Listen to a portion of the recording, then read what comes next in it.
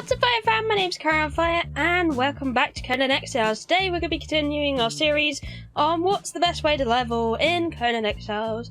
And today we are in the Undead city, and we are going to be finding the things that you can most consistently farm for experience, and showing you some of the biggest XP droppers in this area. Again, with me today, I'm also accompanied by a Delincia Snow Hunter. She is currently level 5, but she has no XP in her bar, and every time she gets experience, we will be setting it back to absolutely normal, so 0.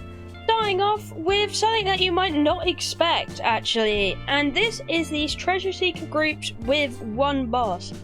Not only are they quite simple to fight, they're quite easy to take down with a nice equipped thrall, so they're quite good to farm. I'm getting my Delincia here to kill the normal one first so you can have a look at the experience these ones drop. Not only are they good experience, you can probably tame them as well and they'd be pretty good.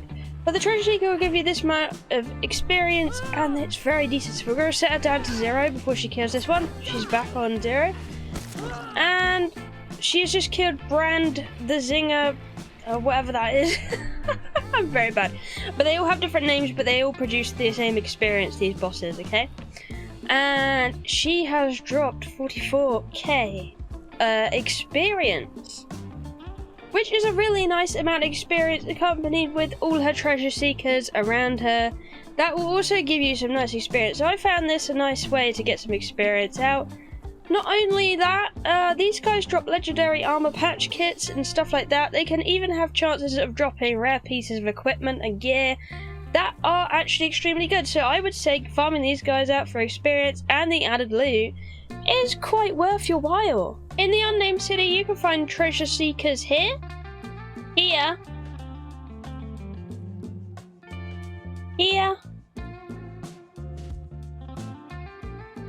and here.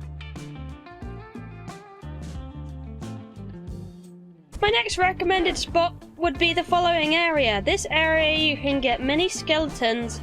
Not only do you get skeletons, but you also get wights in this area, and wights are known to be pretty decent for their experience. So our Dazina's killed a skeleton. She has given us 16,200 experience for one skeleton. This is really good for experience because skeletons don't even have that much HP, so it is quite a nice quick way to get experience.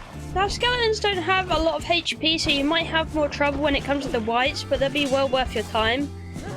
As you can see, if you equip your thrall good enough, it will wipe these out pretty efficiently, and you won't even have to worry much about it. If you give them food as well, they'll heal straight back up again, so you shouldn't have no problem farming these out. If we go and find a wight, just to show you and give you an example how much you get from this, here comes one now.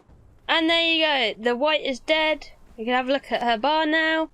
There you go, 18,000. And if you want to find this said area, it's just here on the map. It's quite distinguishable, it's right on the edge, and it's this whole kind of sort of area that you're going to find wights and skeletons, they're spawning around. It's great experience to farm with your thrall. Now there are a couple more mentions on my list that include bosses, but I don't always recommend killing the bosses for experience. You can if you wish, but again, remember it might take a toll depending on what kind of animal or thrall you're bringing along, so make sure you're well equipped if you're going for these kind of bosses, especially the one we're just about to talk about. This location on the map, you can see this purple foam is coming out, and this guy's up here. He's nothing bad, don't worry about him. As you can see on the map, just below this purple unnamed city symbol. So if we go in, beware of the corruption, you probably won't be able to be here too long. And there's snakes around, they'll poison you, be careful of those. But what we're actually looking for in here is the snake boss at the end. The only thing you need to beware with this thing is that it will definitely poison you pretty bad when you're dealing with it. So bringing some set antidote is definitely worth it. Also, if you were to give this lady the same armor I have on her, then once we've killed the boss, that poison will wear off pretty quickly. Then if you have a high survival thrall, that poison will wear off pretty quickly as well. But just beware, animals like this will degrade your HP of your thrall quite a lot, especially if you don't have food in their inventory. Another boss you can go for in the unnamed city is actually the scorpion boss. This will drop exactly the same experience as the snake boss, We've got our follower to 0, and here's a scorpion. Beware, this one is also a poison one, so that will hurt as well. So just be careful with these. You might want to help out your thralls. 22k HP, and we'll get our Dazzlina to do the work. And there we go, he is dead. And that gave our follower 108,000 experience just for one scorpion or snake boss. They both give the same amount, so bear that in mind. And not only that, you can harvest the body and open the chest for a nice legendary prize. And just to show you where the scorpion boss was on the map, he's just on the outskirts of the city. You can also find him in a numerous amount of spots on the outskirts of the unnamed city, so just keep an eye out around there. He's probably easier to farm than the snake because you've got all that enclosed area. But anyway, I hope this helped. Make sure you check my other zones out. I got videos in the description down below. They'll show you the best places to farm experience out in the snow, the jungle, the savannah, things like that. And we'll be continuing the series to complete all the zones, so we have Volcano in the future and stuff like that to look forward to. But anyway, thank you for watching. I love you all, and I'll see you in the next one. Bye bye!